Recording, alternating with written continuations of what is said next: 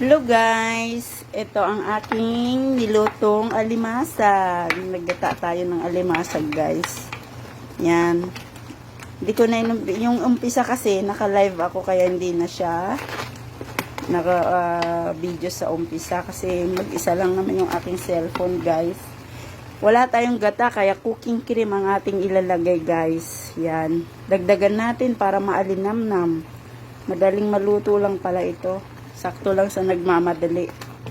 Ayan po ang aking alimasag. Madalian, 7:01 na pala siya. Pero hindi ko alam kung totoong time yan. Kasi minsan kasi advance yung nandito sa may oven na orasan. So, ngayon pa lang yung aming lunch. Kasi kaalis lang yung mga amo. Yan guys. Para-paraan talaga guys at madalian kasi ayaw nila ng amoy. Yan po. I'm so happy for after 2 years makakain ulit ng alimasag kasi hindi ka, kahit gusto mong bumili, bawal kasi magluto ng mga maaamoy dito sa bahay. Ayaw kasi ng mga amo ng maamoy na ulam. Ayan po guys, malapit na pong maluto. Bali-balit na rin ko lang kasi wala pong para magkalasa sila lahat. Ayan po. Thank you Lord for another blessing. Pinabili to sa aming mga kasamahan sa Dammam. Lumabas kasi sila nung nakaraang araw.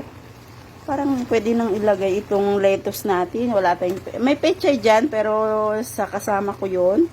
Tsaka may lulutuin siyang iba. Kaya itong lettuce yung ilalagay ko. Magluluto siya guys ng munggo. Pero hindi ko alam kung kailan. Baka bukas na niya iluluto. Yan. Ito na yung aming uulamin for today. For tonight. Yan guys. Palapit na siyang maluto guys. So thank you Lord. Sana makakain muna kami bago lumating yung mga amo. Lagay na natin yung ating lettuce. Yan guys, thank you. Yan po. May lasa na rin siguro, hindi ko alam. Tikman po natin. Oh my God. Ang sarap guys. Thank you Lord, makakakain din ako nito. Ito ay lang guys, 750 na pera dito. Ang 2 tumpok kasi ito sa fish market nila binili. So naghati kami ng aking kasama, aking kakosa dun sa kapatid ng amo ko, yung kanyang din katulong. Ito. Naghati kami. Ang 2 tumpok ay 15 na real SAR dito. Sa fish market po to kaya mura siya. Tingnan natin guys. Ayan guys, luto na. Thank you Lord. Pwede nang kumain.